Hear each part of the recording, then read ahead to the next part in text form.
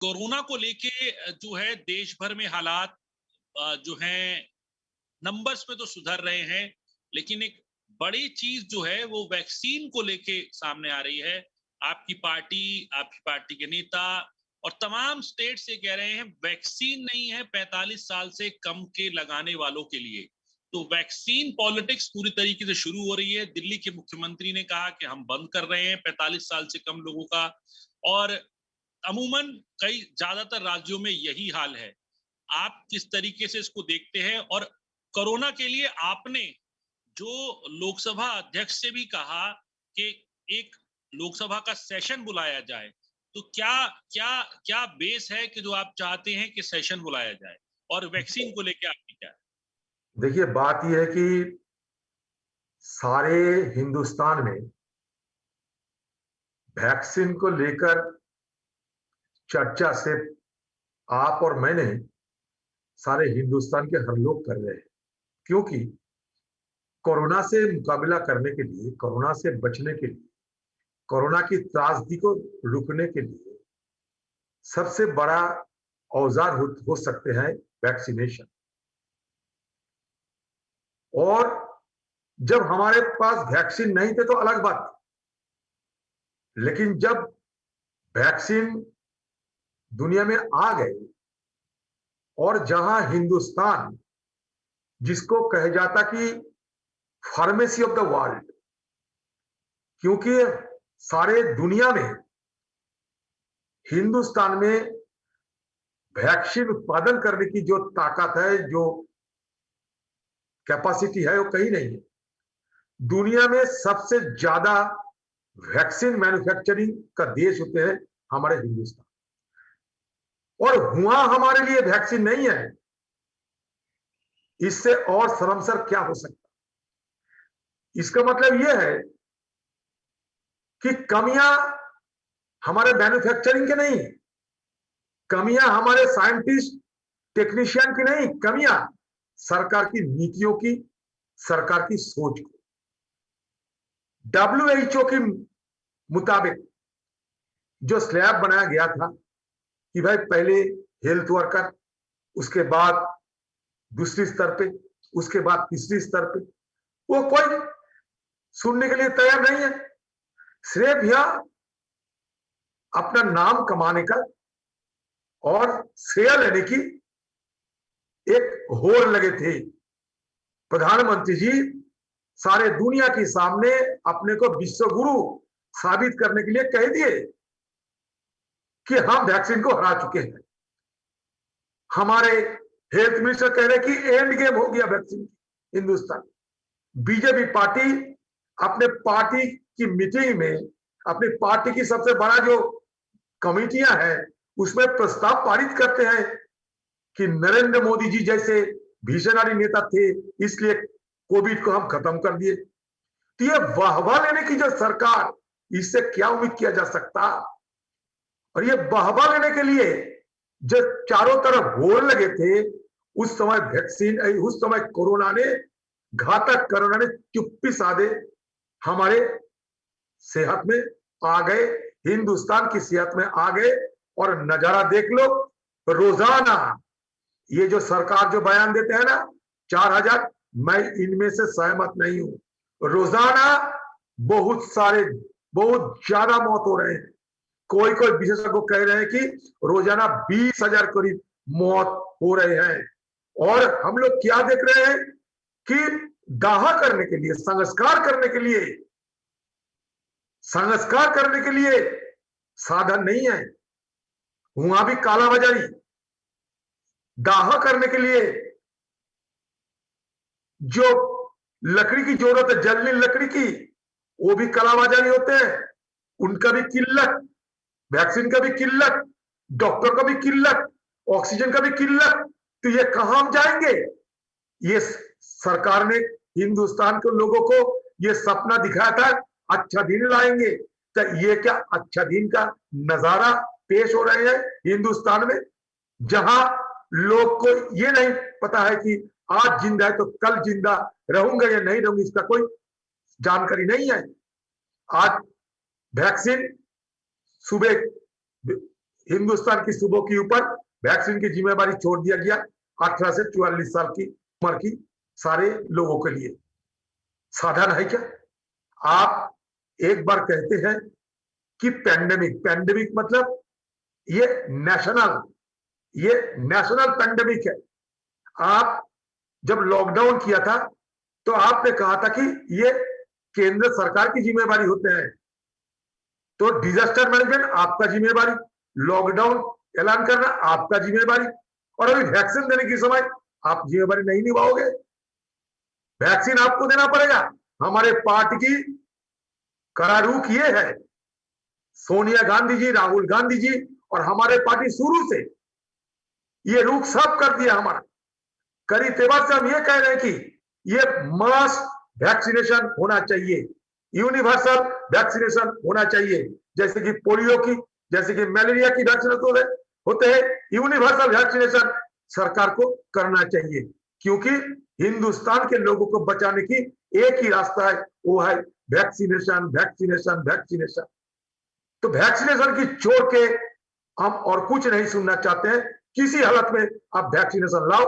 35,000 करोड़ रुपया अपने पिछले साल की पिछले बजट में आपने अलग करके रखा है वैक्सीनेशन के लिए, वो पैसा निकालो। 20,000 करोड़ रुपया की भीष्टा बंद करो, जल्द से जल्द बंद करो, लोगों को बचाओ। आपको भीष्टा देखने के लिए लोग नहीं बचेंगे अगर इस तरीके से हम चलते रहे तो। ये सावधानी हम सरकार को सतर्क हम सरकार को करना चाहते हैं कि सब कुछ छोड़ो, अभी सिर्फ वैक्सीन की इंतजाम करो और हिंदुस्तान के लोगों को बचाओ, और कुछ काम करने की कोई जरूरत नहीं है। अभी कोई भाषण सुनने के लिए तैयार नहीं है हिंदुस्तान के लोग आपका बड़ा बड़ा भाषण सुनने के लिए बिल्कुल तैयार नहीं है। अब अभी जयशंकर जी को भेज रहे हैं अमेरिका में, क्यों? अफ्रीका की देश वो संभाल सकते हैं, आप नहीं संभाल सकते। आप विश्वगुरु बनेगा, विश्वगुरु बनने के ख्वाब छोड़ दो, हिंदुस्तान को बचाओ। विश्वगुरु का जब समय आएगी तब विश्वगुरु बनोगे तुम, अभी देश को बचाओ। ये मैं कहना चाहता हूं हमारे देश की आज की सरकार को।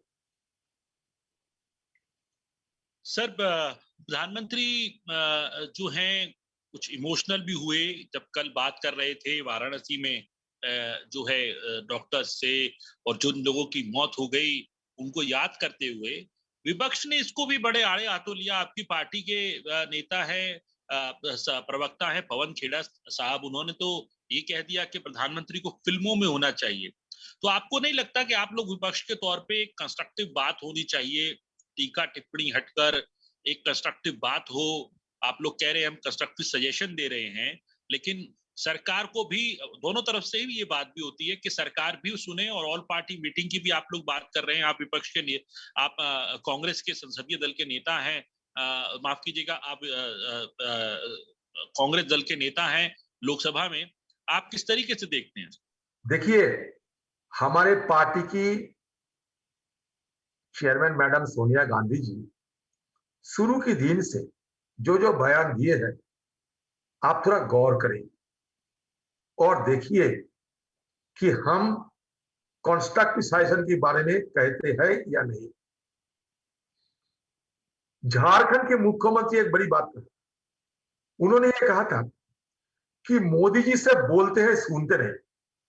ये हिंदुस्तान के लिए दुर्भाग्य की बात है, मोदी जी से बोलते हैं सुनते नहीं।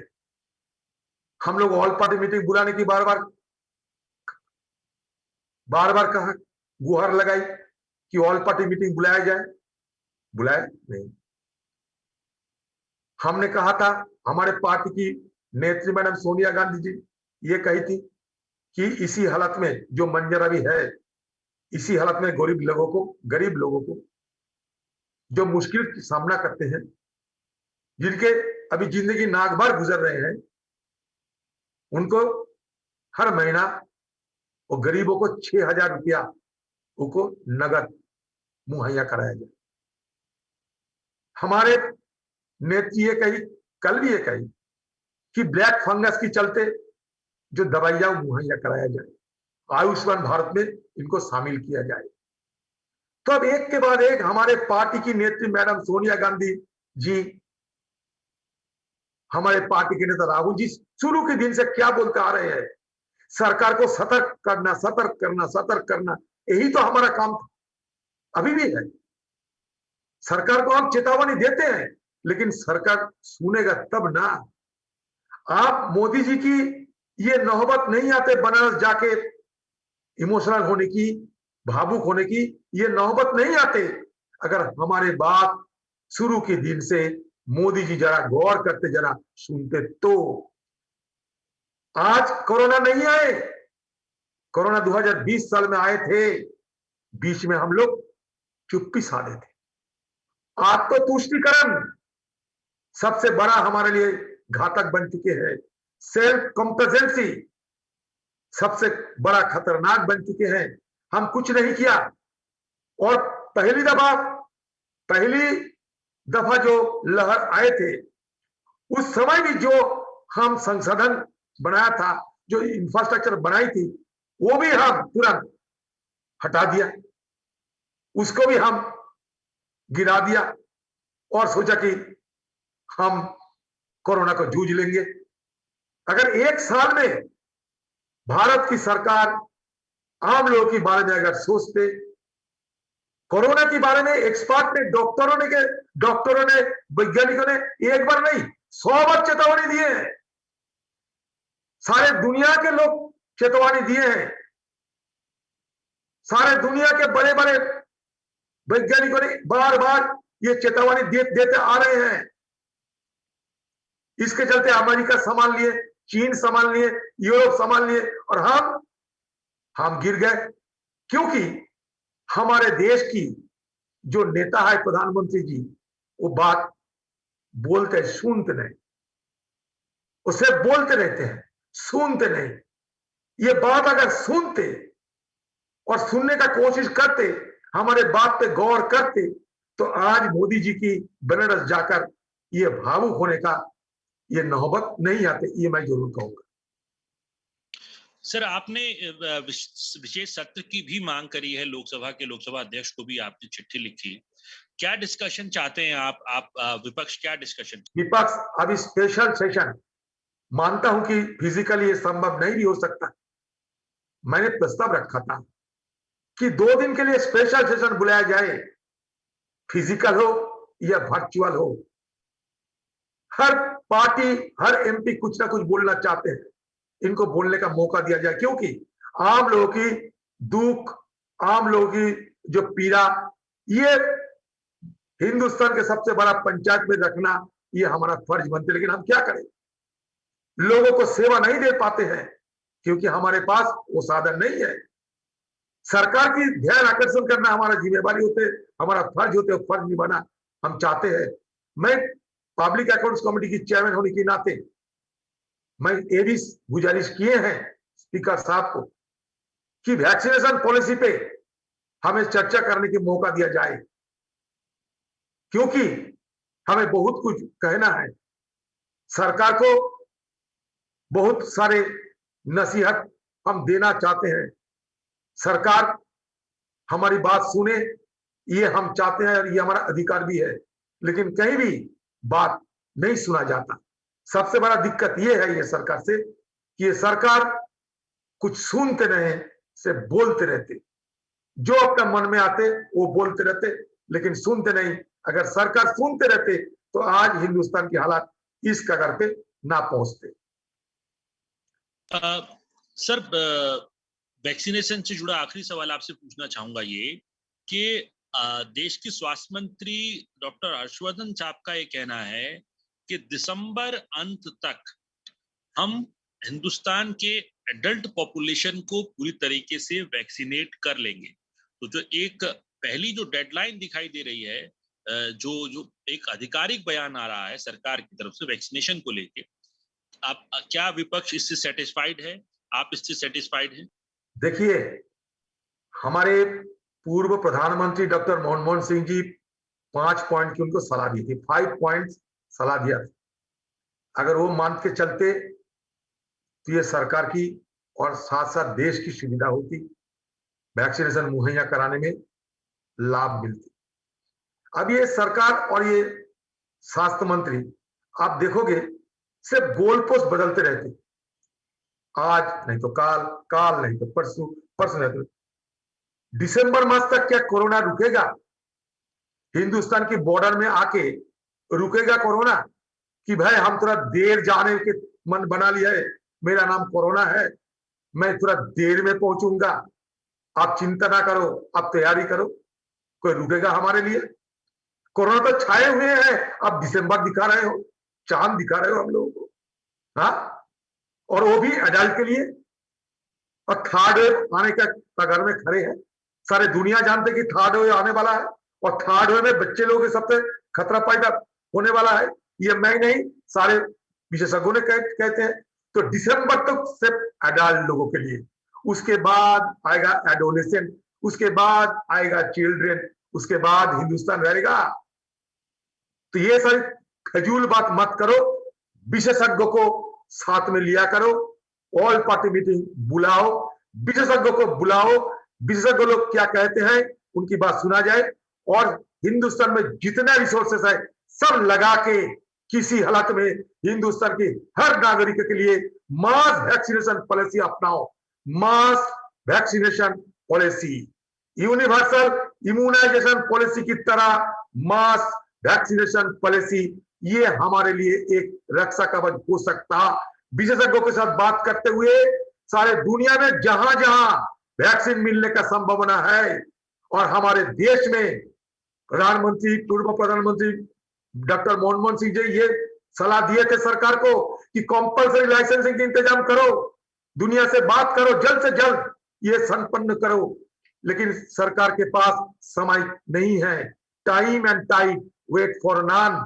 ये समय रहे तो ये सब काम करना चाहिए, समय ये लोग गवा रहे हैं। सिर्फ भाषण में लोगों को आंखों में धूल डालने के लिए ये तरह तरह की बयानबाजी कर रहे हैं। ये बयानबाजी की समय नहीं है, ये काम करने की समय, ये वैक्सीनेशन देने की समय। ये बयानबाजी छोड़ो, असली काम करो, ये सरकार को मेरा तरफ से नसीहत है। सर, आपके राज्य पश्चिम बंगाल की भी बात करूंगा। पश्चिम बंगाल के अंदर कोरोना के हालात जिस तरीके से हैं, उसके अंदर केंद्र और राज्य दोनों सरकारों की तैयारी को आप कैसे देखते हैं? क्योंकि ममता बनर्जी भी अब चुनाव के वक्त के अंदर बीजेपी की तरफ से भी पहले कई राज्यों में कहा गया था फ्री वैक्सीनेशन देंगे, लेकिन वैक्सीनेशन को लेकर राज्यों में और केंद्र सरकार में अभी सामंजस्य नहीं है, क्योंकि केंद्र सरकार ने राज्य सरकारों को भी कहा है कि आप वैक्सीनेशन का कार्यक्रम आप भी चलाइए। उसको कैसे देखते हैं? और दूसरा संकट जो है वो साइक्लोन का है। साइक्लोन अभी कुछ और उड़ीसा में है, गुजरात में है, लेकिन जो आगे आने वाले समय में चेतावनी मिल रही है वो बंगाल के लिए भी मिल रही है। प्रधानमंत्री ने बाकायदा मीटिंग करी है, और प्रधानमंत्री ने मीटिंग करके सब ऑफिसर्स को कहा है कि जो कोविड का जो कार्यक्रम चल रहा है वो प्रभावित ना हो। इसके अलावा रीजनल लैंग्वेजेस के अंदर बात हो ताकि लोगों को ज्यादा से ज्यादा मदद मिल सके। प्रधानमंत्री भी गंभीरता दिखा रहे हैं। इन दोनों पहलू को कैसे देखते हैं? देखिए, हमारी पार्टी की तरफ से हम लोग पहले ये कह चुके हैं कि हिंदुस्तान की हर राज्यों को वैक्सीनेशन मुहैया कराना ये सरकार की जिम्मेवारी होना चाहिए, चाहे पश्चिम बंगाल हो, चाहे गुजरात हो, जहां भी हो।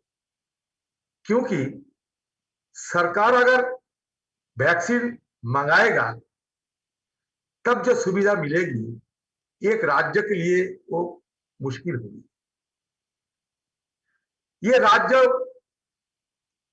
अपने मजबूरी से बहुत सारे टेंडर बुलाए, बहुत सारे राज्यों में, उस टेंडरों में कोई हिस्सा नहीं लेते। इसका मतलब क्या है? केंद्र सरकार को पहल करना चाहिए। राज्यों के बीच अगर ये होड़ शुरू हो जाए कि मुझे वैक्सीन चाहिए, वो कहेगा कि मुझे वैक्सीन चाहिए, तो वो अफरा तफरी में सबसे ज्यादा मुश्किल आम लोगों की होगी। कोई राज्यों को मिलेगा, कोई राज्यों को नहीं मिलेगा। लेकिन हम चाहते कि इक्विटेबल डिस्ट्रीब्यूशन हो। वो कर सकते कौन? केंद्र की सरकार।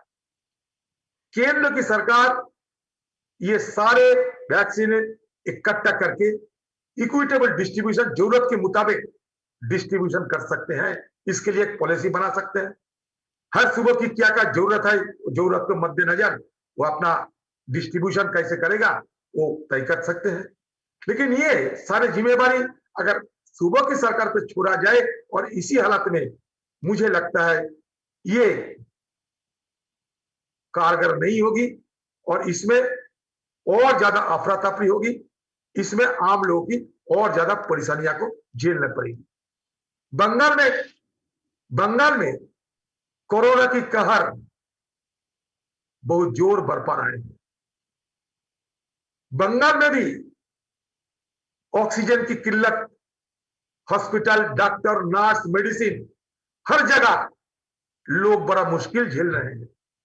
गांव में क्या होता है जानते हैं? बंगाल के गांव में लोग डर की मारे हॉस्पिटल नहीं जाना चाहते, क्योंकि लोगों को मन में ये शंका है, ये डर है, अगर मैं हॉस्पिटल जाऊं तो वहां से जिंदा वापस नहीं आऊंगा।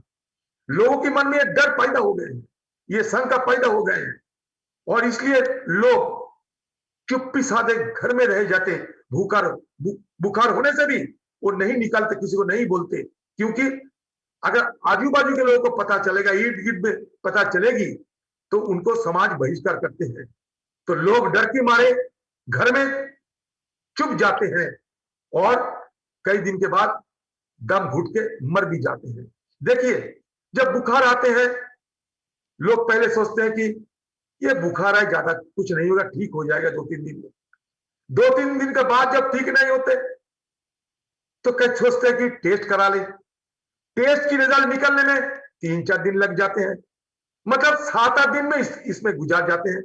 जब टेस्ट की रिपोर्ट आते हैं तो बस लांच तक पहुंच जाते कोरोना और बचने की सारे उम्मीदों, सारे संभावना खो बैठते। तो इसलिए आम लोगों के अंदर जागरूकता कमी है, हॉस्पिटल की सेवाएं कमी है, हॉस्पिटल की सर्विस कमी है, डॉक्टर की, नर्स बहुत कमी है, मेडिसिन की कमी है, ऑक्सीजन की कमी है, हर चीज की कमियां है। बंगाल में भी कोरोना को लेकर कहर बरपा रहे हैं, इसलिए बंगाल में भी धड़ल्ले से मौत भी हो रहे हैं। इसलिए मैं चाहता हूं सिर्फ बंगाल नहीं, सारे हिंदुस्तान की हर सूबे को सरकार ने ये वैक्सीनेशन मुहैया कराए और वो भी जल्द से जल्द, किसी हालत में ये सरकार की जिम्मेवारी बनते हैं। सर, आपको लगता है कि जिस तरीके से अब चुनाव भी बीत गए, पश्चिम बंगाल के अंदर नई सरकार टीएमसी की बन गई, अपोजिशन का नेता बीजेपी के हैं, लेकिन तनातनी अब भी जारी है। सीबीआई जो है वो केस खोल रही है, जो टीएमसी सरकार के मंत्री हैं उनके खिलाफ, कोर्ट स्टे लगा रहा है, हाउस अरेस्ट कर रहा है, और वहीं टीएमसी जो है वो अब आमने सामने मुख्यमंत्री खुद सड़क पर बाहर उतर के आ जाती हैं। तो आपको लगता है इस तरीके के माहौल के अंदर लोगों को जो है मदद और जो एक हालात है वो संभल पाएंगे? जब आपसी इस पॉलिटिक्स को कैसे देख रहे हैं आप? देखिए, हम तो हर वक्त ये चाहूंगा कि केंद्र के साथ राज्य की सरकार को अच्छा संबंध बने, क्योंकि देखिए ये सब मिलकर लड़ना पड़ेगा। मोदी जी तो कहता है कोऑपरेटिव फेडरलिज्म, जमीनी स्तर पर यह कोऑपरेटिव फेडरलिज्म को अमल करना चाहिए। इसलिए हिंदुस्तान की जो कोविड की जो संक्रमण, कोरोना की जो संक्रमण आए हैं, मैं ये नहीं कहते कि सिर्फ मोदी जी लड़ेंगे, नहीं, केंद्र लड़ेंगे, उसके साथ राज्य लड़ेंगे, हम सब मिलकर लड़ेंगे। हम तो हर वक्त ये हमारा रवैया ये है कि मैं सरकार से खाड़े उतारना चाहते हैं। हमारे नेत्री मैडम सोनिया गांधी जी भी ये कही है कि इस संकट के समय में, संकट की घड़ी में हम सब ये सरकार के साथ है, सरकार मुकाबला करे, हमें बुलाए, हमें ले साथ में। तो मैं जरूर ये समझता हूं, मानता भी हूं कि सूबे की सरकार के साथ केंद्र की सरकार को अच्छा तालमेल रहना चाहिए, अच्छा ताल्लुकात रहना चाहिए। तानातानी करने में किसी को कोई फायदा नहीं होने वाला है। अगर केंद्र सूबे से अगर तानातानी करे, अगर झगड़ा करते रहे तो लोगों को सेवा कब पहुंचाएंगे? और अब जब सीबीआई की अरेस्ट की बात आप करते हैं, लोगों के मन में यह सवाल जरूर है कि अचानक चुनाव में हारने के बाद कहां से सीबीआई आ गए। क्योंकि ये नारद की जो मामला है, ये मामला नया कोई मामला नहीं, बहुत पुराने मामला है, बहुत साल पुराने मामला है। 2016 साल से चलते आ रहे हैं।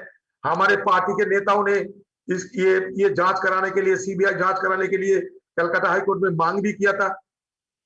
उसके बाद सुप्रीम कोर्ट में ये केस दर्ज आ गई थी। उसके बाद इन्वेस्टिगेशन के लिए सीबीआई को जिम्मेवारी सौंपा गया। तो सीबीआई छानबीन करे, तफ्तीश करे, इसमें हमारे कोई लेना देना नहीं है। लेकिन लोगों के मन में यह शंका है समय की देखते हुए कि ये क्या चुनाव हारने के बाद ये राजनीतिक बदला की भावने से क्या ये हो रहे हैं, ये क्या चुनावी प्रतिहिंसा की स्वरूप देख रहे हैं। क्योंकि समय जब कोरोना की कहर चल रहे हैं, चुनाव में जब हार गए हैं, उसके तुरंत बाद सीबीआई को इतना सक्रिय होना जरूर ये सवाल पैदा करेगा। ये सवाल जरूर उठ रहे हैं। कोई ये नहीं कहते हैं कि पैसा कोई नहीं लिया, क्योंकि पैसा जो लिया गया वो खुलेआम टीवी के पर्दे में सब देखे हैं। लेकिन समय के मद्देनजर जब कोरोना के चलते त्राही त्राही मच चुके हैं, अफरा तफरी मच चुके हैं सारे समाज में, और उस समय और खासकर चुनाव में सारे बीजेपी पार्टी पूरा ताकत झोंक देने के बाद भी जब बंगाल में उनका हार स्वीकार करने पड़ी, तो क्या ये सियासी प्रतिहिंसा की तो कोई झलक नहीं है। क्योंकि इतने दिन बाद सीबीआई को याद आए कि अभी इनको अरेस्ट करने की जरूरत है, हिरासत में लेना जरूरी है। क्या इतने दिन बाद इनको क्यों शरण में आए, ये जरूर ये सवाल पैदा करेगा। ये लोगों को अंदर ये सवाल जरूर पैदा हुए हैं। सर, आखिरी सवाल आपसे, बंगाल के चुनाव की बात हो रही है, नतीजों की बात हो रही है। कांग्रेस पार्टी, लेफ्ट और जो है दूसरी जो आपकी फुरफुरा शरीफ जो है उनकी पार्टी, इन आप लोगों ने गठबंधन किया लेकिन खाता तक नहीं खुल पाया। कांग्रेस पार्टी का अब तक का सबसे बुरा प्रदर्शन बंगाल के अंदर हुआ है। क्या वजह मानते हैं आप, क्या समीक्षा कर रहे हैं? एक प्रदेश अध्यक्ष, सबसे बड़ा बात है कि ये कांग्रेस पार्टी की मैं अध्यक्ष होने के नाते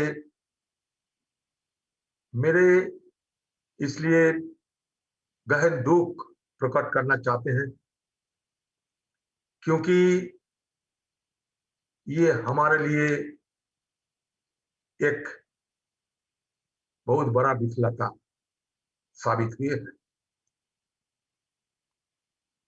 बंगाल में चुनाव की माहौल शुरू होते हुए ही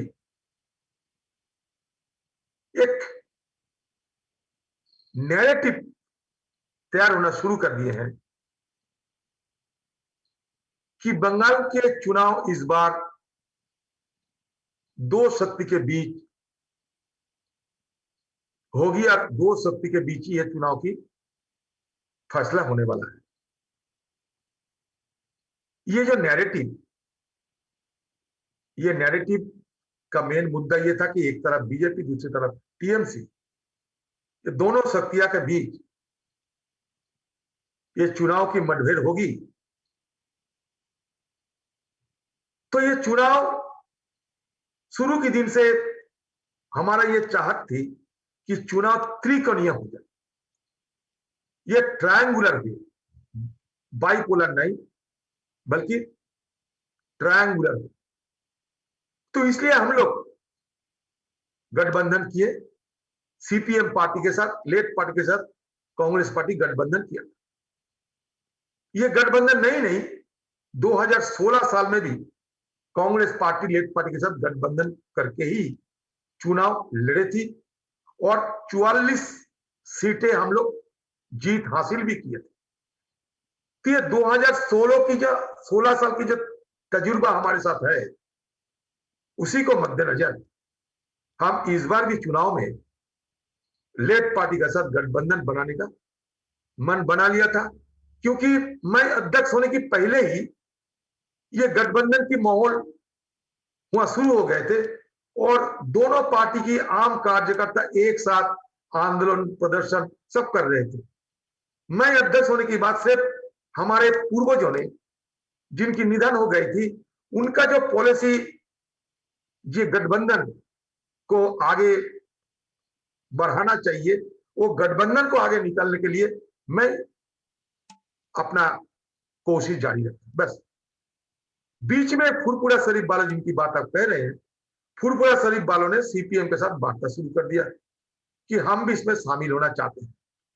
तो सीपीएम पार्टी की ये राय थी कि अगर हम लोग इनको ना ले तो ये मीम के साथ शामिल हो जा सकता है, इसमें हमारा तो कोई फायदा नहीं होगा, ज्यादा से ज्यादा बंगाल में और एक सांप्रदायिक ताकत की शक्ति मिलेगी। तो सीपीएम पार्टी की ये जो विश्लेषण थी कि लेफ्ट पार्टी इनको साथ में ले ले, क्योंकि दूसरा कोई जरिया खुला ना रहे, दूसरा कोई रास्ता खुला ना रहे। मैंने सीपीएम पार्टी को यह कह दिया था कि देखिए, पिछले बार आप लोगों से गठबंधन किया था, चुनावी गठबंधन, और 92 मतलब 92 सीटें हमारे हिस्सा में आप दिए थे। इस बार भी ये 92 सीटें हमें दे दिया जाए, और आप बाकी जो सीटें हैं उसमें आप आपस में बांट करके फुरपुरा वाले को आप जो भी देना है दे दीजिए। तो इसके हाँ कहिए। जी सर बताइए, आप कंटिन्यू करें। तो इसके बाद जब हमारा चुनाव प्रचार शुरू हुई थी, तो हम ये सारे पार्टी मिलके इनको एक अलग नाम से बुलाने लगे, ये संयुक्त मोर्चा। कि अब मोर्चा खोल दिया, एक संयुक्त मोर्चा, सब शामिल होकर। लेकिन हम लोगों को जरूर ऐसा लगा कि चुनावी जंग ये दोनों पार्टी में होना चाहिए, दोनों पार्टी में चुनावी जंग होते ही हम लोग भी बीच में अपना भागीदारी जताने के लिए भरसक प्रयास किया। लेकिन धीरे धीरे बीजेपी पार्टी बंगाल में जाकर जिस ढंग से हिंसा और नफरत फैलाने की कोशिश किया, उसके बदौलत बंगाल की चुनावी माहौल गरमाते गए। हर दिन बीजेपी पार्टी के नेता मंत्री, खासकर हमारे प्रधानमंत्री, हमारे गृह मंत्री जी भी जिस ढंग से, जिस प्रकार से चुनाव प्रचार में लगे थे, उसमें बंगाल की चुनावी माहौल बड़ा जटिल साबित होते जा रहे थे। और साथ साथ कोरोना की संक्रमण, साथ साथ सारे नेताओं की बड़ा बड़ा जुलूस और बड़ा बड़ा मीटिंग, चारों तरफ बंगाल की जो चुनावी जो माहौल था, उस माहौल में थोड़ा अड़चन भी आने लगे। बीजेपी पार्टी खुलेआम मुसलमानों को भगाने के लिए, मुसलमानों के खिलाफ एनआरसी वगैरह वगैरह की सांप्रदायिक जो रवैया छेड़ने लगे। और दीदी ने मुसलमानों को समझाने लगी कि बीजेपी को अगर वोट मिलेगा बंगाल में तो मुसलमान लोगों को शरण देने के लिए कोई नहीं रहेगा। मैं ममता बनर्जी, मुझे आप मौका दो, मैं आपको रक्षा करूंगा। तो ममता बनर्जी बन गई बंगाल के मुसलमान लोगों की मैसिया बन गई, और वो बनने की काफी मसाला बीजेपी पार्टी ने दे दिया। क्योंकि बंगाल में बीजेपी पार्टी चुनाव के दौरान सिर्फ सांप्रदायिक राजनीति की, हर दिन मुसलमान लोगों के खिलाफ गाली गलौज, नफरत, हिंसा, डराना शुरू कर दिए, और हिंदुओं को कहने लगे कि आप हिंदू एक हो जाओ, हम नया बंगाल बनाएंगे। लेकिन बंगाल के लोग सांप्रदायिक लोग नहीं है, बंगाल के लोग बड़ा उदार मानसिकता के लोग होते हैं। बंगाल की अलग सा तहजीब है, ये तहजीब बीजेपी वालों के समझ में नहीं आए थे। इसलिए बंगाल के हिंदू, बंगाल के मुसलमान सब मिलके कम्युनल फोर्स मतलब सांप्रदायिक ताकतों को हराया। यही बंगाल के असलियत है। और साथ में ममता बनर्जी की ज्यादा लाभ पहुंची। उनकी जो एंटी इनकम्बेंसी थी वो मैदान में और चर्चा में आना बंद हो गए थे। बीजेपी पार्टी की इस सांप्रदायिककरण की जो राजनीति और उनका जो धुआंधार सांप्रदायिक प्रचार, जो धुआंधार सांप्रदायिक प्रचार के चलते ममता बनर्जी के खिलाफ जो एंटी इनकम्बेंसी थोड़ा बहुत माहौल पैदा होने का संभावना थी, वो भी खत्म हो गई और बीच में सांप्रदायिक ताकत, और सांप्रदायिक ताकत को हराने के लिए बाकी ताकत सब एक हो गए। बीजेपी सांप्रदायिक ताकत, उनको हराने के लिए बाकी सारे ताकतों को एक होना जरूरी है। ये समझदारी से चुनाव हुई और ममता बनर्जी की जीत हुई। बीजेपी की सीट जरूर मिली लेकिन उनका हार हुई और कांग्रेस और लेफ्ट पार्टी की सुपड़ा साफ हो गई। ये हमारे लिए बेहद दुख की बात है, लेकिन क्या करें, जो हुआ तो हुआ। हम बड़ा दुखी हूं, कांग्रेस के आम कार्यकर्ता भी बड़ा दुखी है, क्योंकि हमारे नतीजा इस हालत में हमें देखना होगा, ये हम कभी सोचा भी नहीं था। इस कगार में हम पहुंच जाएंगे, ये हम कभी सोचा नहीं था, क्योंकि ये हालत ये नहीं था। हालत शुरू में ये नहीं था, ये संभावना हम लोग सरकार बनाएंगे ये हिम्मत से हम कहीं नहीं पाए, लेकिन हम एक ताकत जरूर एक ताकत के रूप से हम उभरेंगे, ये हमारा तसल्ली थी, ये हमारा भरोसा थी। सर, मालदा मुर्शिदाबाद जो आपके एक तरीके से गढ़ माने जाते हैं, वहां पर भी हालात जो हैं वो ठीक नहीं रहे। क्या लगता है आपको कि जो लेफ्ट ने ये फैसला लिया फुरफुरा शरीफ को साथ में लेने का? नहीं।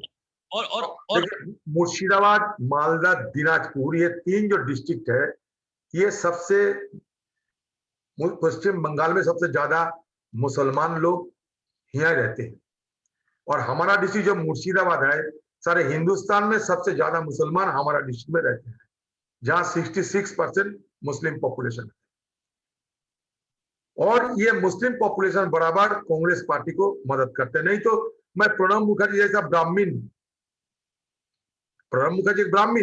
उनको दावत देके ले गया था मुर्शिदाबाद में और जीता के हम लोग लाए थे, क्योंकि हमारे वो मुसलमान लोग भी वहां कांग्रेस पार्टी की बराबर समर्थन करते आ रहे हैं। हमारे वहां मतलब कम्युनल वोट कम होते हैं, ऐसा नहीं हमारा माहौल। नहीं तो मैं कैसे जीतता हूं, मैं 5 बार चुनाव में जीत चुकी है, एमपी बने हैं, कैसे? सारे डिस्ट्रिक्ट के मुसलमान 66% मुसलमान है, लेकिन मैं 5 बार चुनाव में जीती है। इसका मतलब ये कि हमारे डिस्ट्रिक्ट कभी कम्युनल वोट नहीं देते थे। इस बार क्या हुआ, सांप्रदायिक राजनीति, ध्रुवीकरण की राजनीति जिस ढंग से बंगाल में बीजेपी पार्टी शुरू किए हैं,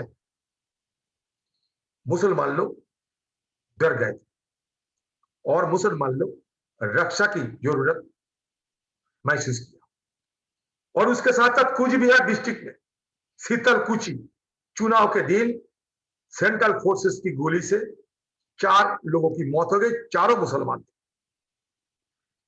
और ये हवा चल गई कि सेंट्रल फोर्स मुसलमान को कुचला देगी, इनको रुकना चाहिए।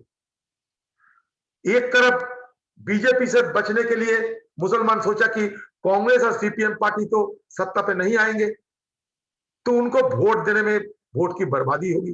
चलो ममता बनर्जी अच्छा या बुरा, कम से कम ये बीजेपी के साथ लड़ेगी, बीजेपी से बचाएगी, सरकार कम से कम बनाएगी, चलो इनको समर्थन कर दिया जाए। ये मुसलमानों की वोट एक स्ट्रैटेजिक वोट हुई, एकदम स्ट्रैटेजिक। और ये तीनों डिस्ट्रिक्ट में जहां मुसलमान डोमिनेटेड डिस्ट्रिक्ट है, वहां के हिंदू ये प्रभावित हो गए कि इस बार कम से कम ममता को हराने के लिए बीजेपी को मौका देना चाहिए। इसलिए क्या हुआ, ये तीनों डिस्ट्रिक्ट के जो हिंदू, ये कुल मिला के जितने हिंदू, ज्यादा से ज्यादा हिंदू चले गए बीजेपी की शिविर में और मुसलमान चले गए टीएमसी की शिविर में। बीच में हम लोग खाई में गिर गए, ना हिंदू रहे ना मुसलमान रहे, बीच में हम लोग खाई में गिर गए। इस तरीके की चुनाव की माहौल हम लोग कभी देखा नहीं। चुनाव के समय कोई सियासी मुद्दे पर चुनाव होगा, यही बाजी होता है, ये हम मानते कि कोई सियासी मुद्दा होगा चुनाव के। ये वाकिफ भी है, लेकिन इस बार ये मुनासिब भी है, लेकिन इस बार चुनाव दूसरे मुद्दे पे हुए, जहां कांग्रेस और सीपीएम लेड पार्टी को ये जो मुस्लिम डोमिनेटेड डिस्ट्रिक्ट है, तो यहाँ वहां पैर रखने की जगह नहीं मिली। शुक्रिया सर बात करने के लिए, लेकिन अंत में आपसे एक बात और पूछना चाहूंगा। आपने बेबाकी से सारी बात रखी है, हार तो होती है, आप कह रहे हैं हार की समीक्षा करेंगे, और आपने अपने लेवल पे उस चीज को देखा भी है, कमेटी भी बनी है एआईसीसी की जो इस बात को लुक आफ्टर करेगी, और उसके बाद रिपोर्ट सोनिया गांधी जी के पास जाएगी। लेकिन इस बीच उंगलियां जब पार्टी के नेताओं के बीच में से उठती है, वीरप्पा मोइली एक जो पूर्व मंत्री हैं, उन्होंने ये कहा कि ये बड़ा गलत फैसला था और कमियां निकाली, पॉइंट आउट आपको भी निजी तौर पे उन्होंने किया कि फेल रहे हैं। किस तरीके से अधीर रंजन चौधरी साहब को ये बात फील होती है? देखिए, मोइली साहब सीनियर लीडर है, लेकिन मुझे लगता है ये खुराफत बन की बात कर रहे हैं, लेकिन वहां के जमीनी हकीकत दूसरा था। और ये गठबंधन 2016 साल में भी हम लोग किया था, और मोइली साहब जो बोल रहे हैं, देखिए ममता बनर्जी के साथ अलायंस हम नहीं कर सकते। हमारा पार्टी के अगर कभी फैसला होगा तो करेगा, हमें कोई लेना देना नहीं है। हमें जो किए हैं हमारे पार्टी की जानकारी संज्ञान में लेते हुए हम लोग सब कुछ किए हैं। तो हमारे पार्टी जब देखा कि 2016 साल में चुनावी गठबंधन हुई थी, तो चलो अगर स्टेट की लीडर चाहते हैं, स्टेट की आम कार्यकर्ता चाहते हैं, तो एआईसीसी भी क्या करेगी?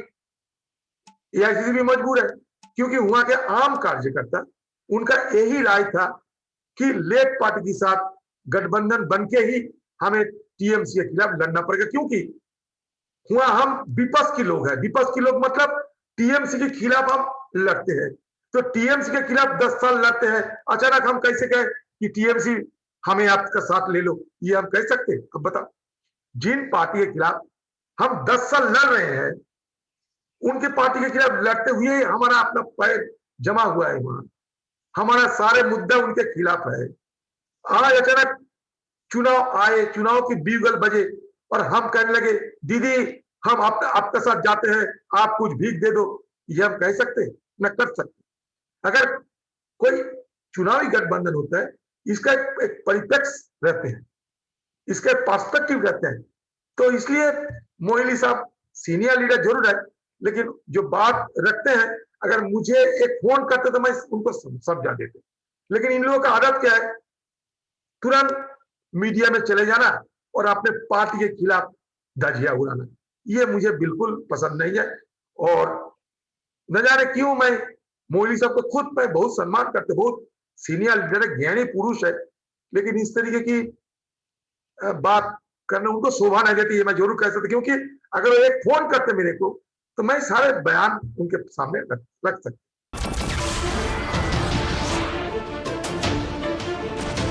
नमस्कार, मैं हूं मानक गुप्ता। अगर आपको हमारा ये वीडियो पसंद आया हो तो इसे लाइक और शेयर जरूर करें, और हां, हमें सब्सक्राइब और फॉलो करना ना भूलें, ताकि आप देश और दुनिया की कोई खबर मिस ना करें। तो जुड़े रहिए हमारे साथ और देखते रहिए न्यूज़ 24।